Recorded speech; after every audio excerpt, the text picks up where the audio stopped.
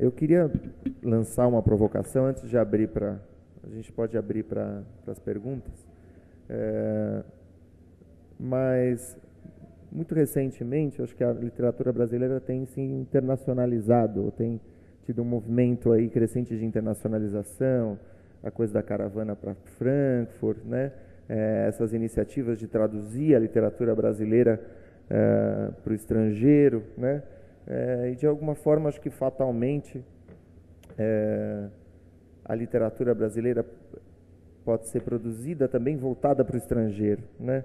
Eu queria que vocês comentassem um pouco isso e perguntassem se é algo que é intraduzível, né? Inclusive pensando numa mesa de poetas, né? Tem gente que diz que o que fica da tradução é a literatura, né? Queria perguntar qual é a especificidade que não transpõe a fronteira. O que vocês acham? Quem gostaria de comentar?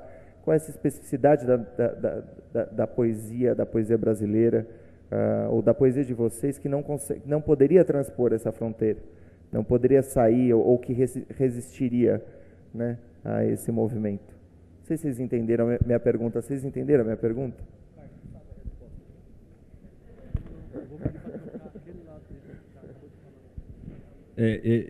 Eu não sei minha resposta não, mas eu gostei muito de algumas coisas aqui, que eu ouvindo essas, eu gostei muito do que ela falou. O que eu vou dizer é o seguinte, sobre essa internacionalização da literatura, que também parece uma espécie de profissionalização da literatura. Eu tenho maior orgulho dos poetas por eles serem tão desajeitados, tão desajustados, tão fora de eixo. Eles não são traduzidos lá fora, eles não estão... Se eles vão convidados para Frankfurt por causa, sei lá, porque tem que ter um poeta ali para enfeitar. Porque, na verdade, o que eles fazem não é... Pô, imagina se pode virar best-seller, uns caras que falam umas coisas dessas como a gente fala aqui. A gente só fala de nervosismo, morte, dor, ruína, sofrimento. Não é isso que as pessoas querem ouvir. O que as pessoas querem ouvir ou é autoajuda, ou se é mais intelectualmente, quer ouvir uma coisa assim que a exanima. A gente está aqui fazendo um papel, mas que eu acho digno pra caramba, que eu acho fundamental. E se ninguém fizer isso, a sociedade descamba num grande shopping center de sentimentos, num grande shopping center de tudo, porque precisa desse. Eu acho de uma tremenda dignidade a gente mostrar aqui como a gente é peixe fora d'água em coisas como essa. Como a gente é passageiro intranquilo.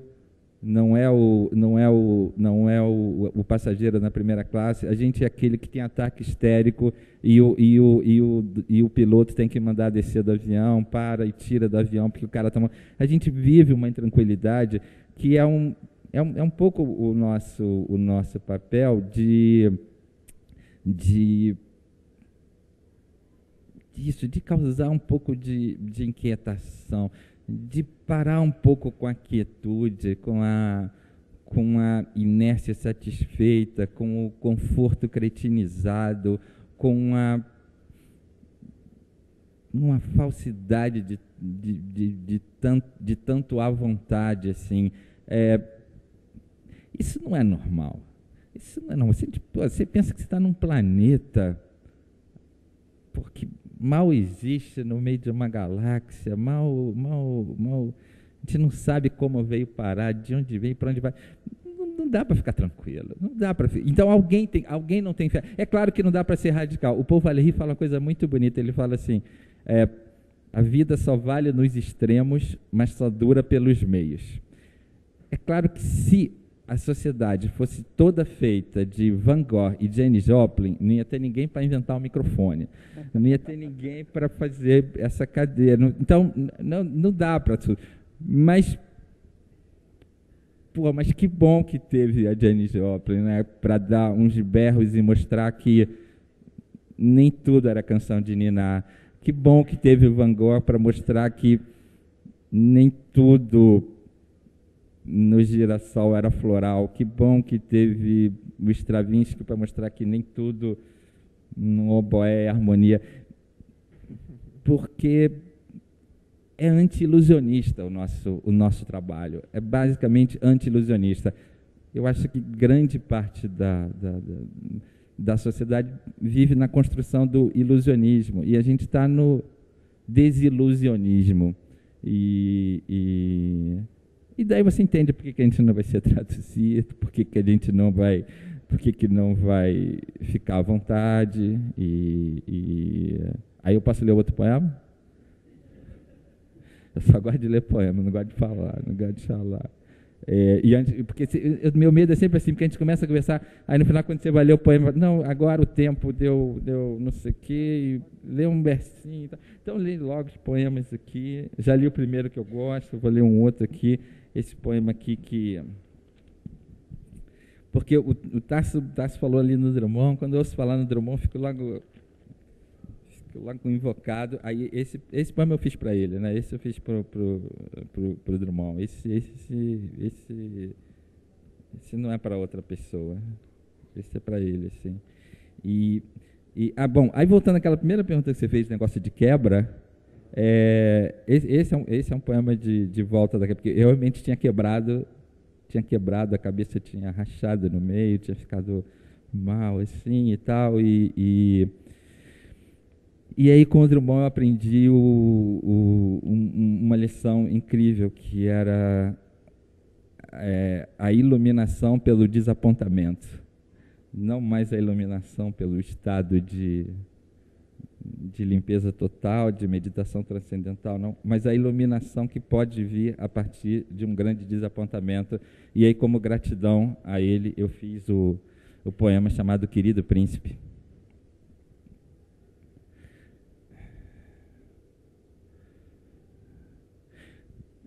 Querido príncipe, às vezes sua ausência é tão grande por aqui que me agarro a ela como uma lebre a uma serpente. Lembro de você mostrando as fotografias do júbilo e do desespero, oferecendo a rosa a Stalingrado, um suco de abacaxi ao minotauro, a carótida ao vampiro, estudando os rios que fluem contra o oceano, voltam ao fio d'água, explicam-se pelo arrependimento. Trabalhando sem alegria para um mundo caduco, observando o voo da mosca e sempre descobrindo o amor, inventando o amor, renegando o amor, conspirando. Não me venham falar que, à noite, deitado na areia da praia, olhando a superfície negra salpicada de pontos luminosos, alguém era melhor do que você no comando da misteriosa navegação. Tão existencialista isso de você olhar para baixo quando ri, e tão provocador e belo e nobremente misterioso, Sweet Prince. Você sempre acreditando que de tudo fica um pouco, até no chocalhar de chaves no bolso burocrata, fica um pouco do desabar das ondas sobre os calhaus da sua região preferida no mundo, onde o deserto limita com o mar. Sempre se perguntando por que acordar com palavras o chinês deitado no campo e quais as 10 coisas que não podem faltar no sono de um chinês deitado no campo. A revolução, a súbita iluminação da mosca em pleno voo, a vertigem do miserável que nem sabe que ronda a boca de um vulcão. Está vendo como, tão inutilmente, tão amargamente, a lebre, escama a escama, pensa que vai se agarrando à serpente, virando serpente, proferindo oráculos? Mas não é um poema para lembrar de você. Aí está você, aqui estou eu. Aí estão as letras e as runas, tantos mortos em nossas vidas. Mas seguimos adiante, encurralando sonhos com café, entre o giro da galáxia e o lixo da cozinha. E a mosca, não vamos nos esquecer da mosca. A mosca foi nosso duende. Nossa real Penélope foi fulana. Você via o inimigo maduro a cada manhã ir se formando no espelho de onde deserta a mocidade. Jean Cocteau dizia que os espelhos deveriam refletir um pouco mais antes de nos devolverem a nossa face. E meu riso, abafado, se o risse, ofertaria ao nada, e nele me sepultaria para sempre um dia. Anoitece. E a serpente diz que a lebre nem chegou perto de alcançá-la e apenas sonha em sua vermelha toca subtropical ardendo em febre. A serpente não sente a pelúcia e a ferrugem das patas tateando já seu código genético, suas ondulações, o bater do seu coração. Antes isso do que confessar ao atirador de elite que você foi o homem da minha vida, príncipe, e que eu sempre tive medo de que você me esmagasse. Com seu amor, com seu desprezo, delta do Paraná, cataratas do Niágara e, uma vez mais, moscas. Príncipe, anotei todos os conselhos que você deixou na caixa de papelão de pizza de que os camaradas comeram mais da metade, menos aquele sobre só falar de amor sob um vento de cobre e estanho. É que, como você, só sei falar de amor o tempo todo. Amor, amor, amor, amor, amor, no seu dialeto de desordem e precipício, sua fala tartamuda, sua música eletrônica, suas mãos erguidas que não logram nem desistem de fazer o éter tremer de sua pura vertigem vertical. Por isso também eu deitei-me à noite em chão qualquer e fiquei sentindo sob o corpo o ondular da bola de barro solta no ar e no alto o séquito de constelações extintas, e prometi que o amor nunca mais será comum, banal, nunca mais será qualquer coisa fora da felicidade extraordinária, flor nascida no banco de trás do carro, silêncio de coquetel molotov um segundo antes de explodir contra a luz, Morro da Conceição, Morro do Livramento, Gamboa, Juramento, Tuiuti, Mangueira ou qualquer outro vendaval. Você diz que as mulheres que nunca nos olharam levaram consigo gestos de paixão, de morte e êxtase. Na madrugada da Praça 15, a menina, zureta de pedra, orgasmo de pedra, palavras de pedra, se despega, se despedra da escuridão para me oferecer um ferro de passar novo por R$5. Pupilas de fogo, mosca no nariz, ela me sussurra, como oratório, sobre faixa mixada do DJ Enigma, que sua presença, milagre de segundo banho no mesmo rio de lama, é a única lebre. E se foi, levando gestos de agonia e limbo, a pequena Electra dos muros pichados.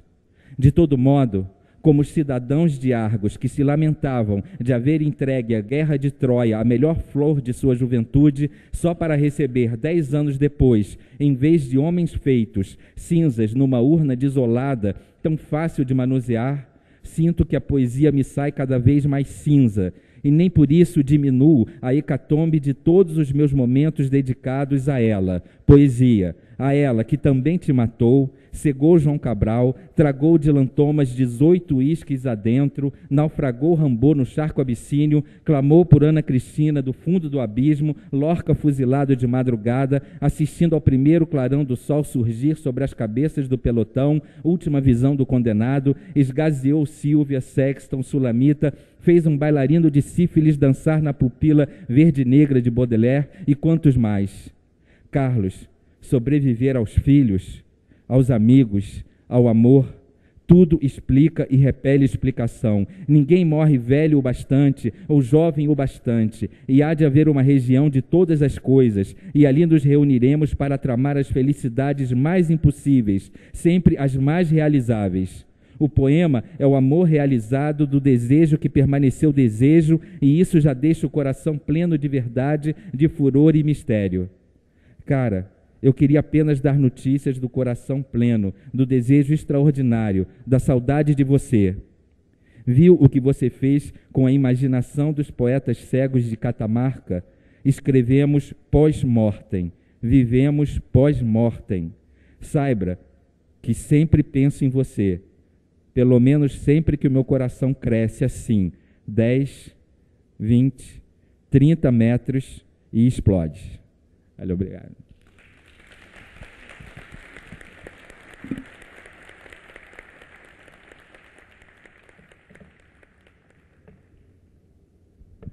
Vamos lá.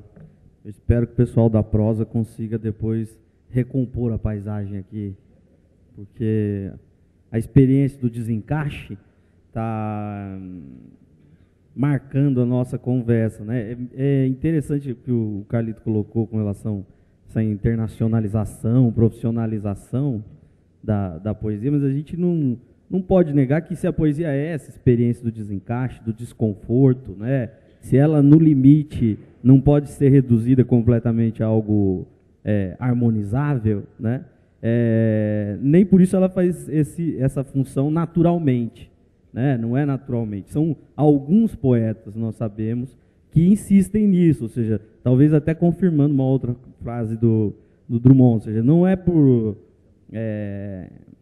fazerem algo de determinada forma, mas por não saber fazer de outra, né? São incapazes de fazer de outra forma, são de fato desencaixados, né? Veem no mundo, veem nas coisas do mundo, na passagem do tempo, nas relações entre as pessoas, na própria relação da poesia com a realidade, a veem desencaixadas, né? Não são capazes de montar esse brinquedo, né?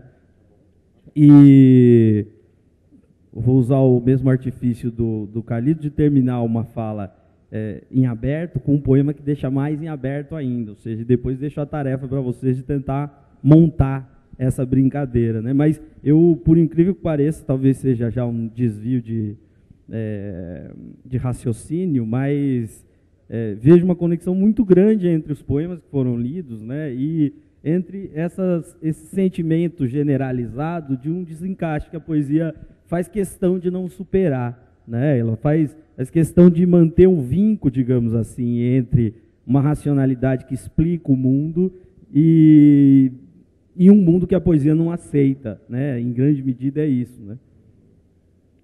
As mortes de Oscar, 104, quase 105 anos, levando consigo seus mortos. 104, quase 105 anos, guardando a morte para depois. 104, quase 105 anos, cedendo à vez à morte alheia.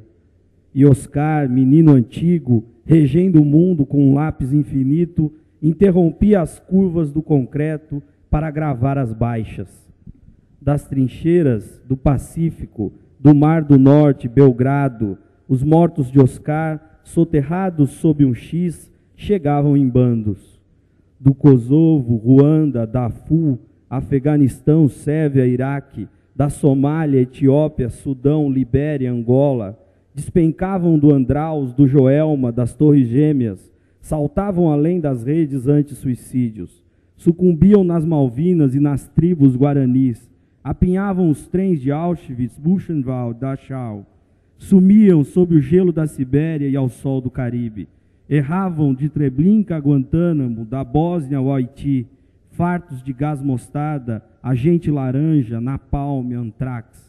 Oscar guarda até hoje todos os gritos do DOPS, os ecos da Candelária, o sangue do 111, as ordens do PCC, os estampidos insones e o vermelho quente, intenso, a correr pelas vielas do Jardim Ângela e além. Com Oscar enterramos todas as suas mortes e não sabemos o que fazer com as mortes de amanhã. Obrigado.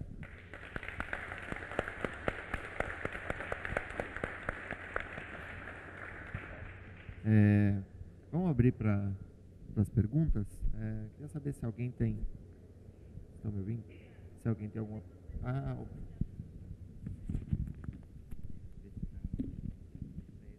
Você falou sobre tradução, eu fiquei aqui matutando. Você perguntou uma coisa que foi se haveria alguma especificidade que tornaria, ver se eu entendi direito, o poema feito no Brasil intraduzível. Foi isso que você perguntou, né? Eu fiquei aqui matutando e pensando que acho que não. Eu acho que tudo é traduzível. E como tudo é traduzível, tudo é intraduzível também. Entendeu?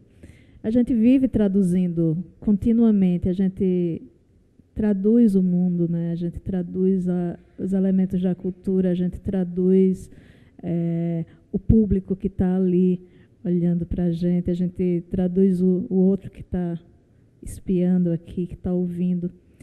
E, ao mesmo tempo, tudo isso é vão, né? Porque a gente não consegue chegar. Então, é um trabalho de Sísifo mesmo, né? De não conseguirmos nunca essa tradução.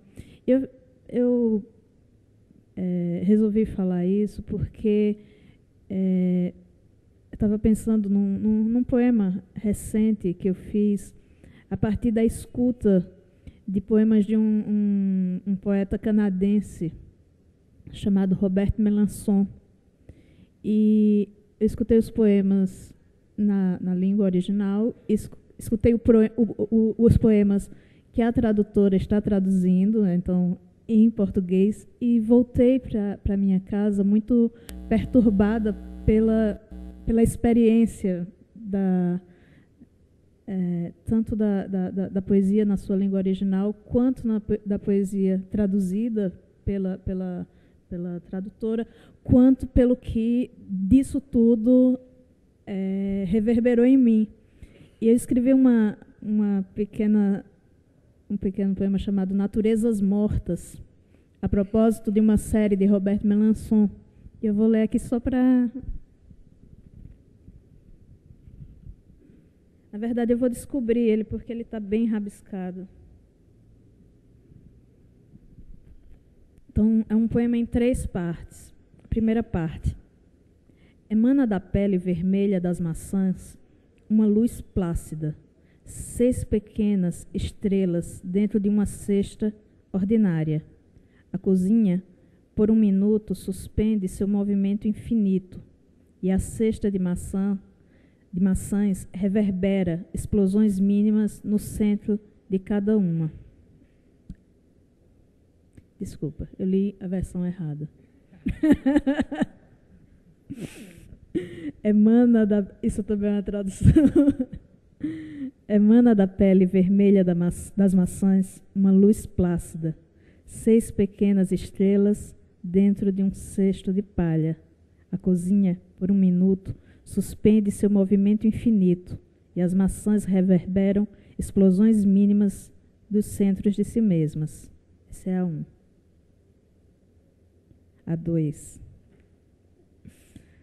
As frutas ciosas do seu açúcar emudecem sobre a mesa, galáxia escura de madeira velha, concentradas nos próprios cristais, nas cisões e trocas moleculares amadurecem, resplandecentes.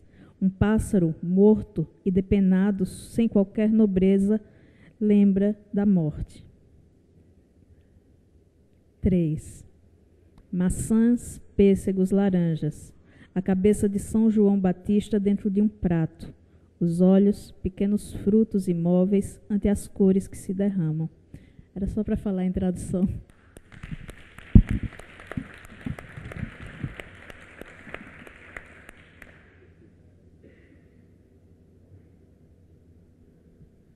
Alguém tem alguma pergunta para fazer para os autores? Quem gostaria de colocar alguma coisa? Fazer algum comentário? Ou será que os autores suscitaram o constrangimento, a timidez daqui para vocês?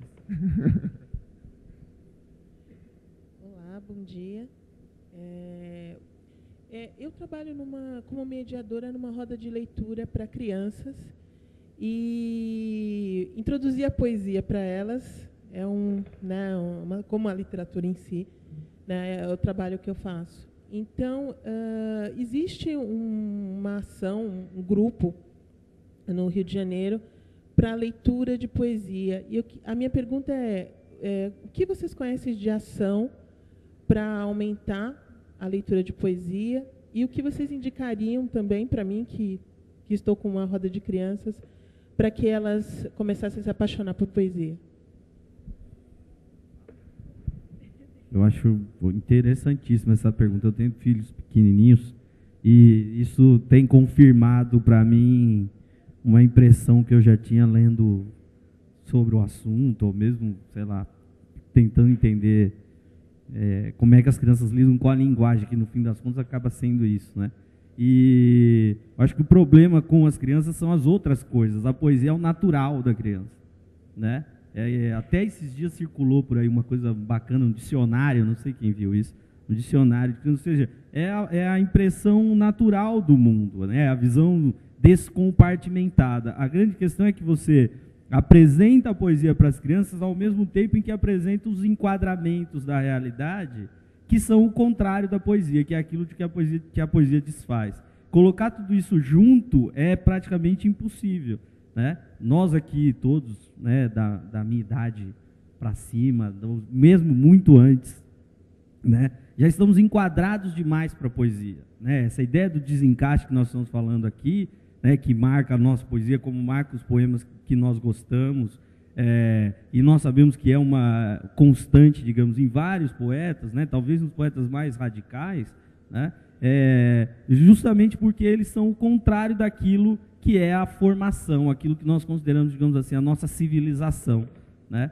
Essa ideia é a dificuldade de colocar, que dá a dificuldade de colocar a poesia na formação regular de alguém durante a escola e tudo isso, e principalmente manter a poesia depois, né? É sempre uma versão palatável da poesia, essa que cabe, por exemplo, nos sistemas de avaliação, né? Para dar prova sobre poesia, ou seja, cobrar a leitura do poema, dar nota em razão da sua leitura do poema corresponder a algo. A gente sabe disso, são violências contra aquilo que faz a poesia interessante, né? O Carlito falou uma coisa aqui que eu acho importantíssima, né? A questão dos discursos sociais, ou seja, as formas de explicação do mundo, de nos referirmos ao mundo, e colocar a poesia entre uma delas, não como um discurso que pode ser substituído por um daqueles outros, que é o que normalmente aparece, mas sim como um discurso que é indispensável. Ou é ele, ou então você abre mão de conhecer uma parte importantíssima da realidade, né? Tem uma imagem interessante do Benedito Nunes para explicar a diferença entre filosofia e poesia, filosofia num sentido muito amplo, né? E que ele fala algo que faz, talvez amarre um pouco essa impressão que eu tenho, que me fez pensar sobre a sua pergunta, né? Ele fala, qual é a diferença entre filosofia e poesia? Ele fala, olha, a filosofia vai apresentando o mundo até levar a uma espécie de bloqueio, né? Leva até uma parede. A poesia é capaz de saltar essa parede, né? E se você tentar explicar com filosofia como se dá esse salto, você cai novamente nos problemas da filosofia e não nos problemas da poesia, né? A filosofia é problema, se mantém em aberto, se mantém como problema. Então, antes de indicar uma leitura de um poema, de algum autor que seja a porta de entrada para você fazer alguém se apaixonar pela poesia, né? Eu acho que não, é só deixar a coisa como natural, como ela deve ser, né? Ou seja, o contato com o poema sem a cobrança de que a leitura deva corresponder a uma leitura certa. Ou seja, deve-se chegar a tal conclusão quando se lê o poema tal. Deve-se sentir determinada coisa quando se lê o poema tal. Não, pode não se sentir nada. Eu posso falar da minha experiência, talvez que seja a mais importante que eu tenho, que é a minha experiência como leitor, né? Ou seja, tem livros que absolutamente não significaram nada na primeira vez em que eu tive contato, e que depois de 2 ou 3 leituras, distraído, digamos, o livro te pega e passa a ser um dos principais livros para você, né?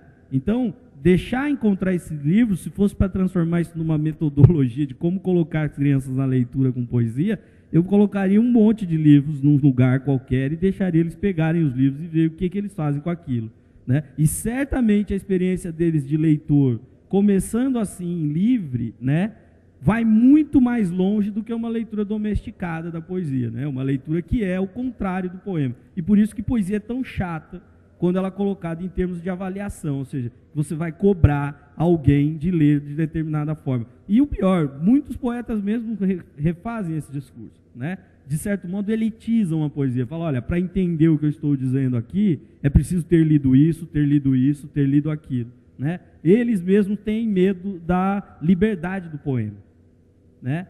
E o poema está pouco se lixando para o que os poetas acham dele.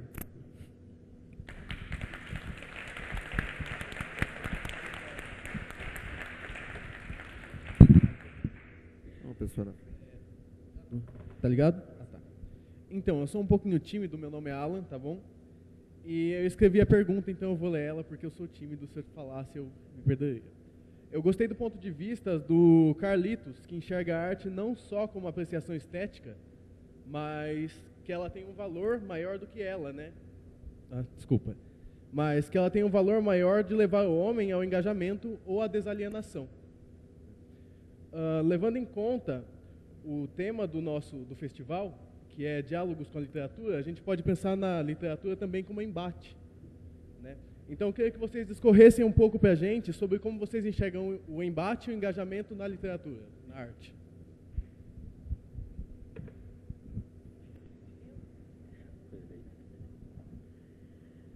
Olha, eu vou responder de uma forma bem rápida, citando Drummond, que foi tão evocado aqui, né?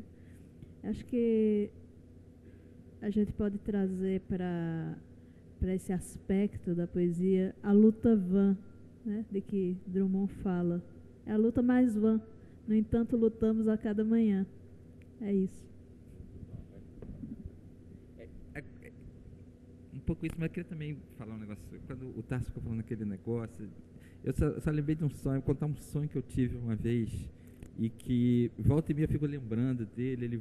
Ele não é um sonho recorrente, eu não sonho toda noite, mas volta e meia eu lembro dele, assim. Então ele é uma lembrança recorrente, que era assim, era tipo uma escola. O professor vai estar dando uma aula e está explicando um poema do Rimbaud para uns garotos, para uns adolescentes. E o professor não sei, mas ele está lá explicando Rimbaud e tem dois adolescentes mais sentados perto da janela, um garoto e uma garota. Eles estão com tédio da aula danado e eles estão meio aflitos assim, eles estão meio namorando. E aí tem a janela aberta, eles pulam a janela e vão ali para trás da escola, tem meio um bosque, tem uma árvore, pulam o muro. Aí matam a aula lá do professor que está ensinando Rimbaud, vão ficar ali namorando e o namoro deles, assim, além de uns beijos, é ele ficar lendo para ela uns poemas do Rimbaud. Então ele mata a aula onde está sendo explicado Rimbaud para ir para trás do bosque com a namorada ler Rimbaud. Então o que ele está matando não é o Rimbaud, ele está matando outra coisa. Eu sempre fico pensando nesse sonho porque o que eu acho é que nem todo mundo deve ler. As pessoas que sempre querem saber aonde vão, sempre querem saber o que vão sentir, querem ter o controle absoluto de todas as coisas, talvez o melhor para essa pessoa seja não ler. Eu acho que a leitura é para aquela pessoa que está sempre querendo correr um risco de, na próxima página do romance, na próxima página do conto, no poema da próxima página, ele perder tudo. Ele perder até a fé no ser humano. Então, essa disposição, as pessoas que gostam de correr risco, elas devem ser, para essas pessoas eu recomendo a leitura. Para as outras eu não recomendo, elas vão se sentir como tem aquela música da Adriana Calcanhoto, né? Como cachorros no escuro, cachorro dentro d'água, no escuro do cinema, uma coisa assim, porque eu não acredito em literatura inofensiva. Ou o que é inofensivo não é bem literatura, é alguma coisa que se propõe como a gente está falando aqui, a dublar um outro discurso. Se tem imagina assim, ocorre um conflito social, ou um crime brutal, ou alguma coisa que o jornal noticia. Se o poema for só a versão rimada, metrificada e estética do que o jornal já disse, a poesia não cumpriu seu papel, ela apenas dublou o discurso do outro. O que ela tem a dizer, em geral, é mais fundo do que o jornal diz, que em geral é a canalização da indignação da classe média. E a poesia merece ser mais do que essas coisas aí. E isso tem a ver com engajamento também. Isso tem a ver com engajamento. Um engajamento seria... Não há engajamento maior do que a poesia encarar a vida a partir de uma oposição. E os poetas são de oposição. Eu acho que os poetas só não seriam de oposição se ninguém morresse, todo mundo fosse lindo e amado para sempre e nunca tivesse nenhuma necessidade. Aí ninguém seria de oposição. Mas a gente morre, sofre. Tem o começo do filme Annie Hall, do Woody Allen, aqui, Noivo Neurótico, Noiva Nervosa, ele conta uma história que é assim: duas velhinhas estão na recepção do hotel reclamando do café da manhã, daquele hotel onde elas estão hospedadas. Aí uma delas fala assim: o leite é cheio de nata, o café é frio, a manteiga é rançosa, o pão é duro, as frutas são velhas, tudo é ruim. Aí a outra que está do lado fala: e vem tão pouquinho. Aí, poeticamente, a conclusão que se tira é quase essa, que é: a vida é cheia de dor, sofrimento, desamor, mágoa, rancor, crime, dívida, e acaba tão rápido.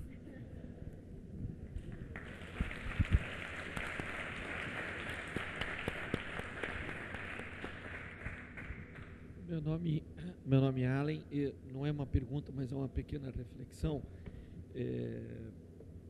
E eu queria dizer assim, o nosso país, ele filosofa também através da música, através das letras de música.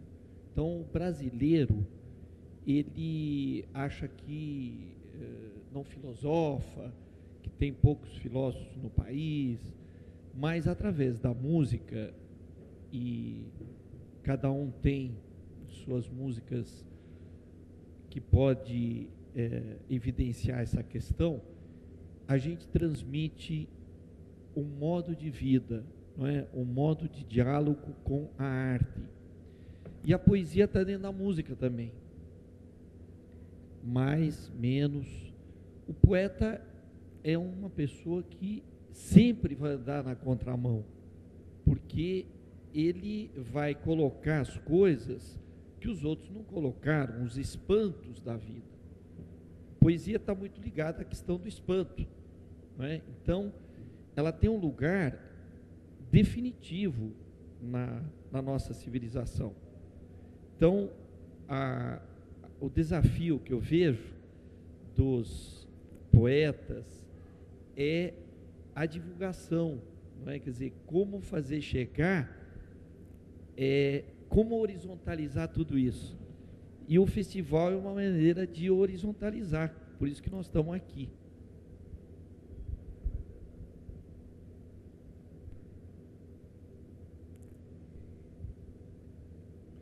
Vou fazer uma pergunta para o Carlito Azevedo. Não é nem uma pergunta, mas uma constatação. Eu me lembro que quando o Drummond morreu,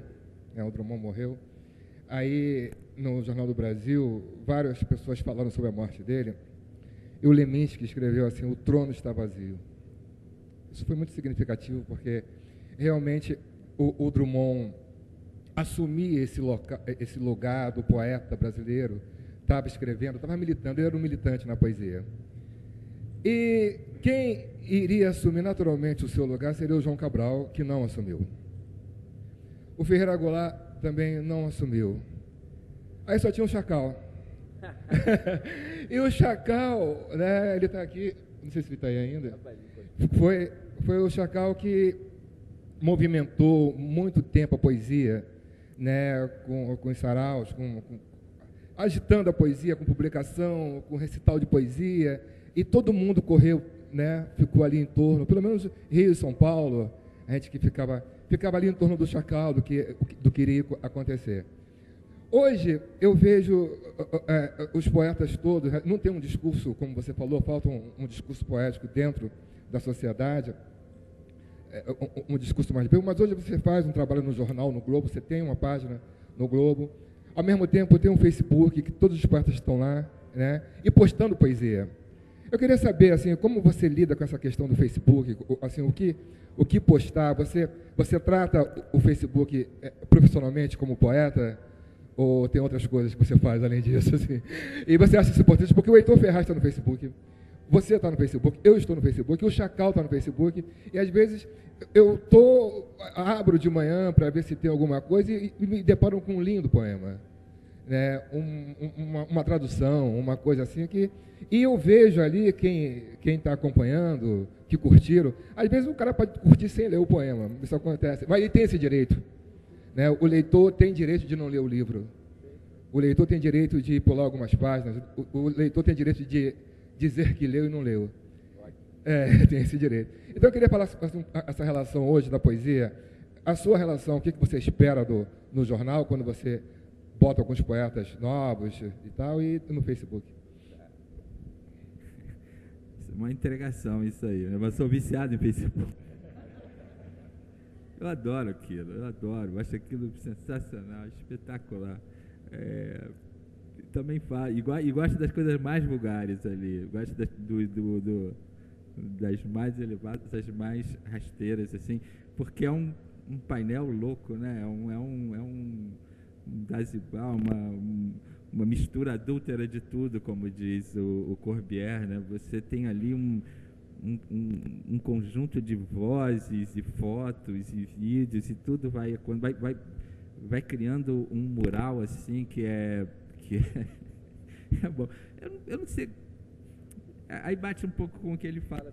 Tem um lado de divulgação disso, assim, né? Você faz um poema e ali tem uma coisa imediata. Você traduz um poema, você lê um poema que você gosta, você coloca ali, porque é uma interferência, né? O jornal, ou quando editei a revista Inimigo Humor, ou quando o Chacal cria o CEP, o Tarso editava a revista Monturo, a gente provoca interferências sabotagens no sistema, né? A gente joga umas pedrinhas assim e tal,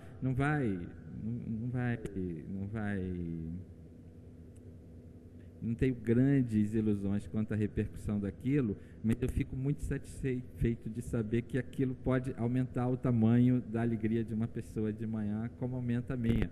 Você falou de não ler, né? Eu estava na Bahia, encontrei a Laura e Zé Miguel lá, que são sumidos.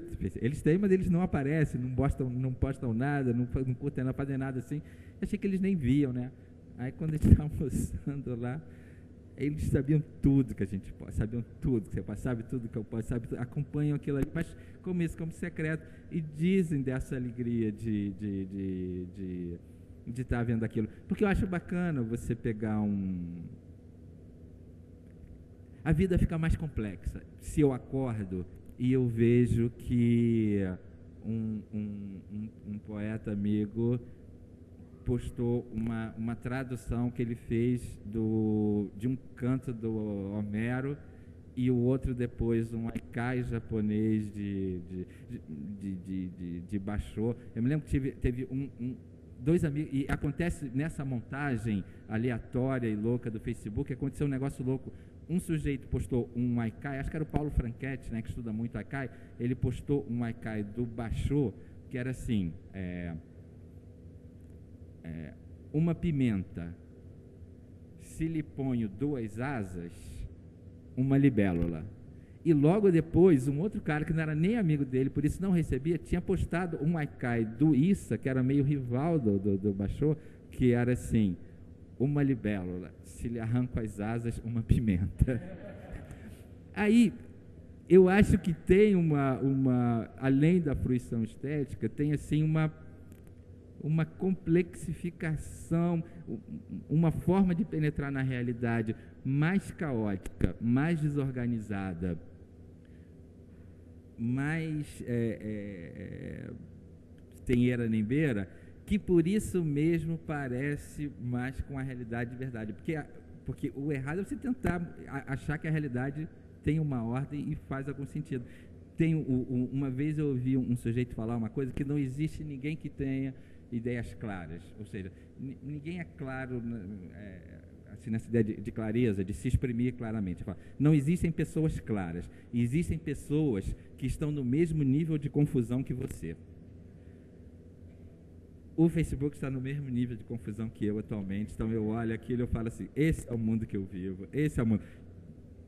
Pancada da polícia nos manifestantes em São Paulo, logo abaixo um soneto de Baudelaire, logo depois uma garota falando do namorado, logo depois a foto de um almoço que o cara acabou de almoçar e botou ali, e aí depois uma piada, uma música, um rock, um samba, aquilo ali, eu vou vendo aquilo e eu vejo, esse caos é o sei lá, eu acho que quando saiu o jornal pela primeira vez, aquela experiência do Mallarmé de ler o jornal, e por causa dele acabou escrevendo o lance de dados, né, com letras que parecem manchetes, letras menores, letras maiores, a experiência que as pessoas tiveram com o jornal, de numa página, você ter aqui política, esporte, não sei o que, tudo, você organizar sua mente para aquilo, foi uma modificação na sensibilidade. E acho que estar participando dessa experiência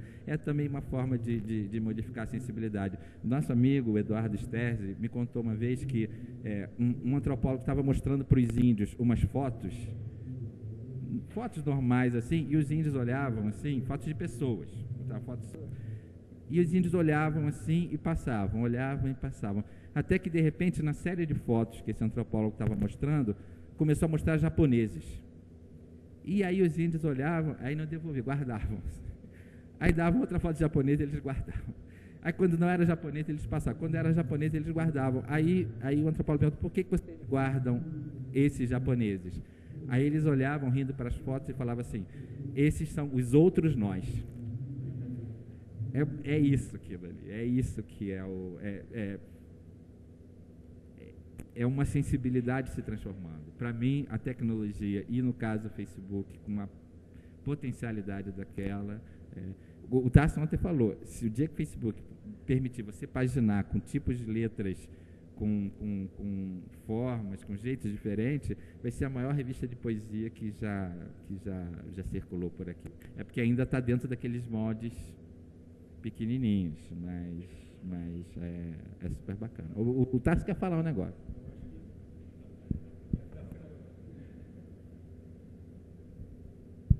Eu acho que quando o Satanás autorizou a criação do Facebook, ele estava realizando o sonho dos poetas, né? Porque essa história, por exemplo, até a gente participou de uma mesa esses dias aí, o Carlito, e da plateia surgiu uma denúncia lá, que o Carlito parou de editar Inimigo Rumor por causa do Facebook.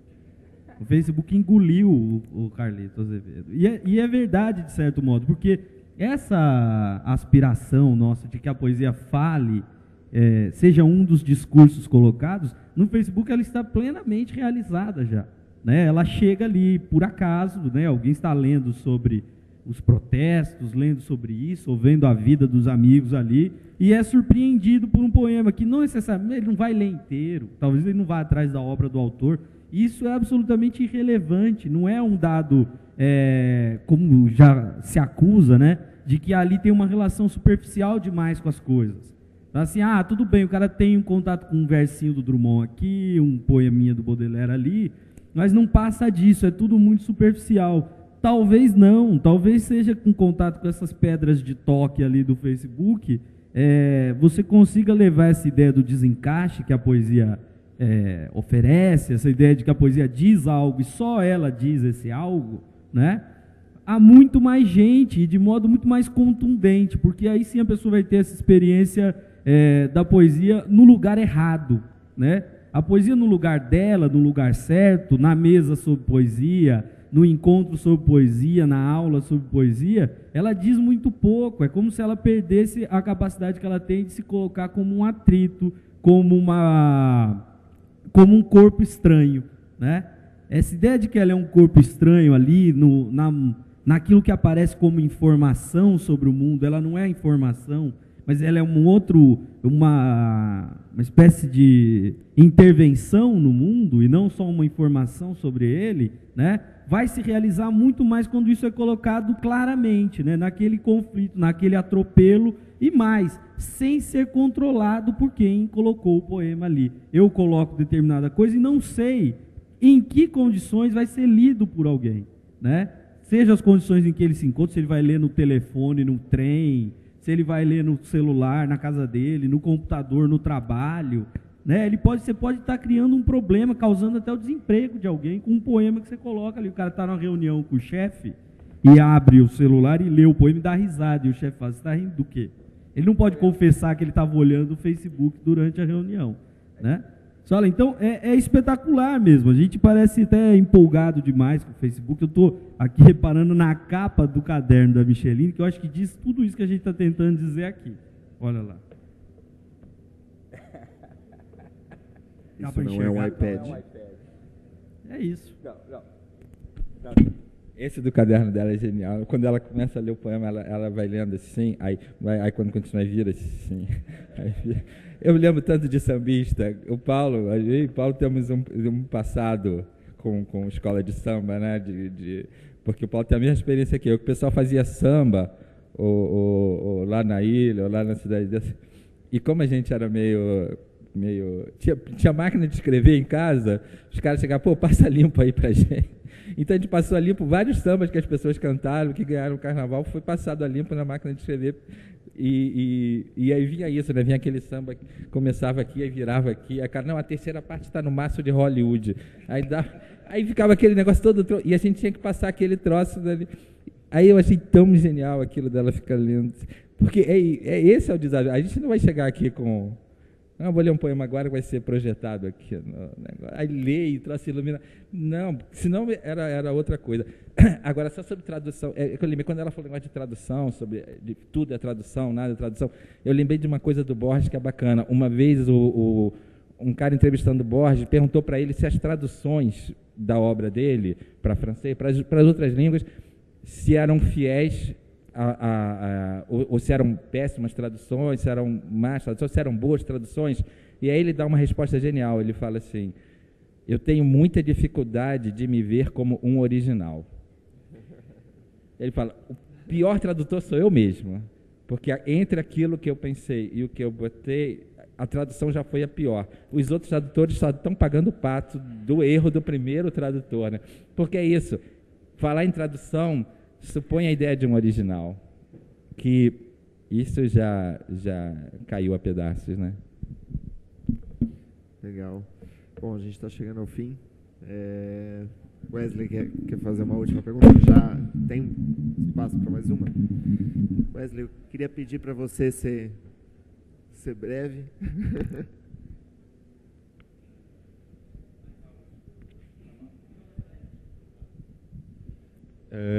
Queria perguntar o seguinte, tem uma entrevista do Deleuze, o abecedário do Deleuze, e tem um momento que ele diz assim, que se pergunta muito para os escritores, para quem escreve, né? Para quem que você escreve? E ele diz lá que ele acha que a questão não é para quem que se escreve, mas se escreve no lugar de quem. Aí ele diz uma coisa muito engraçada, que o Faulkner, no Som e a Fúria, no primeiro capítulo, ele escreve no lugar do idiota, não é para idiotas, mas é no lugar do idiota.